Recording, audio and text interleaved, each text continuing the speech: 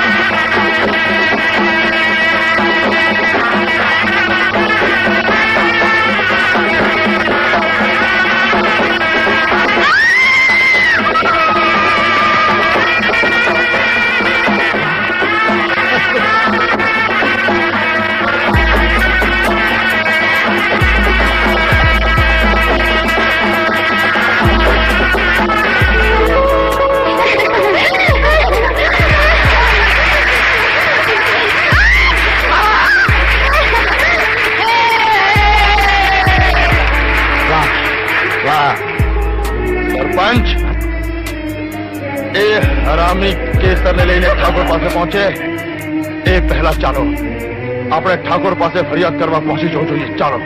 હા ચાલો.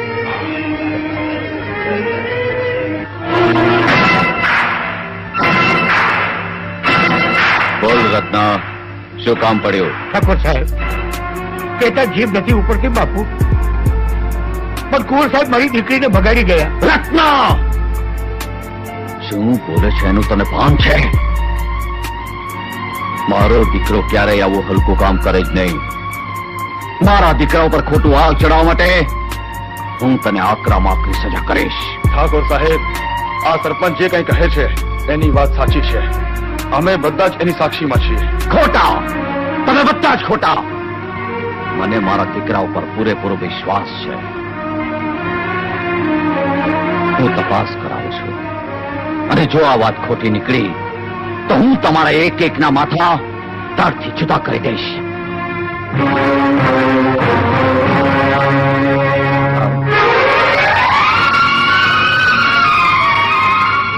બેટા, પણ બાપુ બંધ કર તારો બકવાસ. સરપંચ બાપુ, મારા દીકરા વતી હું તમારી માફી માંગુ છું. તમે તમારી દીકરીને લઈ જાઓ. જી બાપુ. ચાલ બેટા, ચાલ. ઠાકોર કોનું નામ બોલું છે? જાઓ તો બોલ. જાઓ બાપરે. બકવાસ. શું થયું? દૂર લઈ જાને મારી આંખ સામેથી, નહીં તો આજે હું એની ચામડી ઉતારી નાખીશ. ચાલ દીકરા, ચાલ.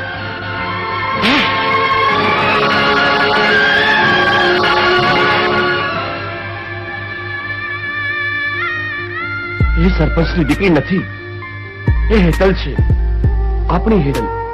પણ દીકરા, એ કેવી રીતે બની શકે? માં, હેતલ તો નદીમાં તણાઈ ગઈ હતી. નહીં આટલા વર્ષો પછી અચાનક કેવી રીતે મળી શકે? માં, અને હેતલ જ છે એની શી ખાતરી? માં, આ રૂમાલ જો.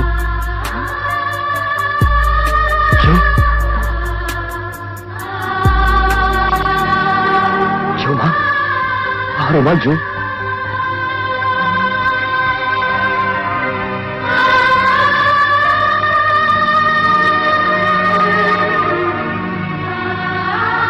હા દીકરા, હા, આ તો હેતલનો જ રૂમાલ, હેતલનો જ રૂમાલ.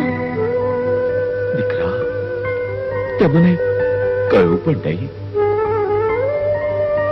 બાપુ, આપે મને કહેવાનો મોકો જ ના આપ્યો. દીકરા, મારી બહુ મોટી ભૂલ થઈ ગઈ.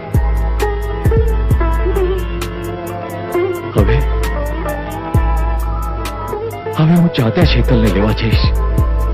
હા. શું? ઠાકર મને લેવા આવે છે?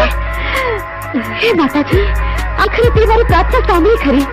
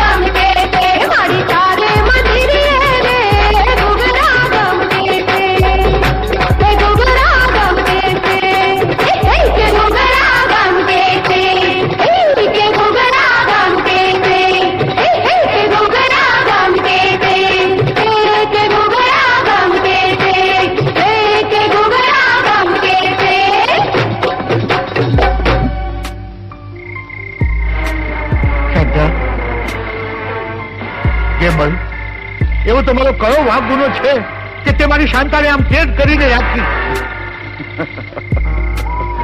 રત્ના પૂરેપૂરું કાન ખોલીને સાંભળી લેજે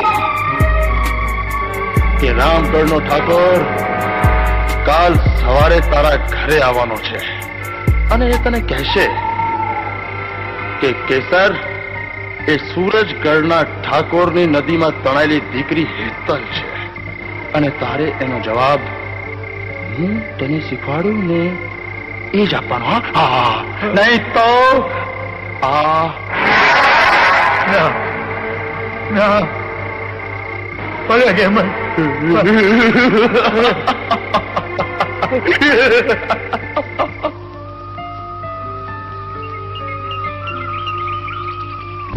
રત્ના, તને જે નદીમાંથી મળી આવી અને જેને તે કેસર તરીકે ઉછેરીને મોટી કરી તે સુરજગઢના ઠાકોરની દીકરી હેતલ છે. કોણે કહ્યું કે કેસર નદીમાંથી મળી આવી છે? કેસર મારી બહેરીની કુખે અવતરેલી મારી પોતાની છોડી છે, મારું પોતાનું લોહી છે. લોહીના રંગને મેં આ રૂમાલના રંગથી ઓળખી કાઢ્યો છે રત્ના. આ રૂમાલ હેતલનો જ છે. કેસર એ હેતલ જ છે. રૂમાલની નિશાનીથી નદીમાં તણાયેલી છોકરી જીવતી છે એમ કેમ માની શકાય? તમને શરમ આવવી જોઈએ ઠાકોર કે રાંકના રતનની ચોરી કરી અને તમે એને આજ તમારી પોતાની માલિકીનો બનાવવા આવ્યા છો. રત્ના, તું જાણે છે ને કે રામગઢના ઠાકોર તારે તે તલવાર નિર્ણય મેળવી શકે એમ છે? રત્ના, હું તારી પાસે આજે ભીખ માંગવા આવ્યો છું. મારો દીકરો વીરુ હેતલ વગર નહીં જીવી શકે. અરે વર્ષોથી માથા પટકીને હેતલને ગોતતો હતો. આજે હું બે હાથ જોડીને મારા દીકરા માટે હું તારી પાસે હેતલને માંગવા આવ્યો છું. ઠાકોર, મારી દીકરી એટલી સસ્તી નથી કે તમારા દીકરાના ગાંઠપણના ઈલાજ ખાતર એને બલીનો બકરો બનાવું. રત્ના, હું મારા દીકરાને વચન આપીને આવ્યો હતો કે હેતલને લઈને જ પાછો આવીશ.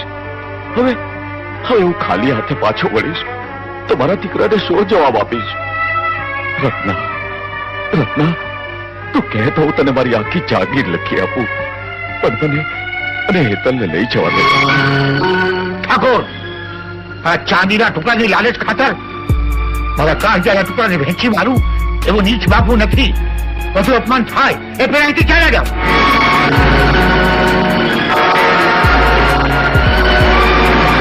ઠાકોર, હજી શું ઉભા છો? અરે આટલું સાંભળ્યા પછી તો કોઈ ભિખારી પણ આંગળું છોડી દે. અને તમે તો ઠાકોર છો. ગેમલ ઠાકોર, ગુસ્સે થતા પહેલા પૂછજો આ કેસરને કે આ કપડાના ટુકડાને ઓળખે છે? પૂછજો આ કેસરને શું એ તમારા દીકરાને ઓળખે છે? પૂછજો એને શું એ રત્ના સરપંચની છોકરી નથી? પૂછજો આ ગામની વસ્તીને શું કેસર રત્ના સરપંચની દીકરી નથી? પૂછજો. ગાંડા દીકરાનું માનીને બાપ ચાલ્યો આવ્યો. હવે મારે દીકરાને ગાંડો કેવો કે બાપને? સમજાતું નથી.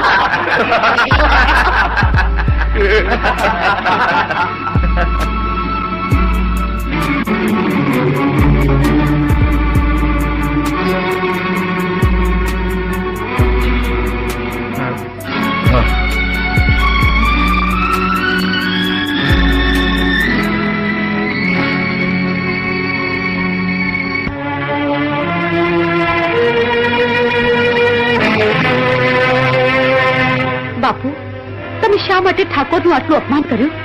દીકરા પાછળ ઠાકોર ગાંડો થાય તો એનું અપમાન જ થાય ને.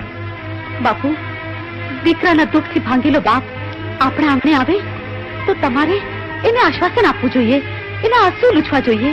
અરે પણ તું શા માટે ઠાકોરનું આટલું બધું તાણે છે? હા, મારે શું કરવું જોઈએ અને શું ન કરવું જોઈએ એ શીખવાડનારી તું કોણ? બાપુ, જે તમારાથી ન થયું એ હું કરીને બતાવીશ. હું ઠાકોરના દીકરાના આંસુ લૂછીશ. હું એના કાળજાના ઊંડા ઘાને રૂઝાવીશ. જો જરા પણ હોશિયારી કરી તો મારા જેવો ખરાબ બીજો કોઈ નથી. સમજી? તારા લગ્ન ગેમલ સાથે નક્કી થયા છે.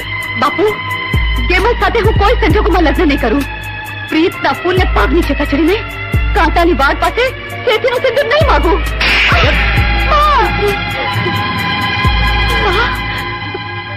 બાપુ મને ગેમલ જેવા ખરાબ માણસ જોડે પરણાવવા માંગે છે.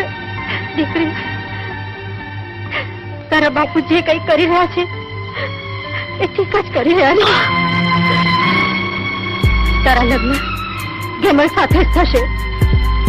માં, મને હતું કે સ્ત્રીનું હૃદય એક સ્ત્રી જ સમજી શકે, પણ જનેતા ઉઠીને પોતાની દીકરીનું દુઃખ ન સમજી શકે એવા જગમાં જીવીને હું શું કરું? પણ એટલું સાંભળી લે માં, હું મરી જઈશ, પણ ગેમર સાથે લગ્ન નહીં કરું, નહીં કરું.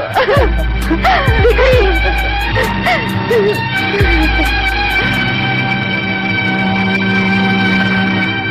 હે ભગવાન, એમાં તો કયા પાપ કર્યા હશે કે આજે અમારે આવું કરવું પડે છે?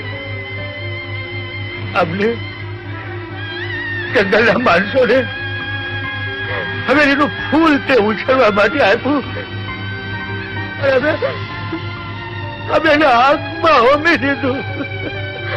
ચિંતા ન કરો, આપણી આવી અગ્નિ પરીક્ષા કરનાર ભગવાન જ એનો ઉકેલ લાવશે. ચાલો.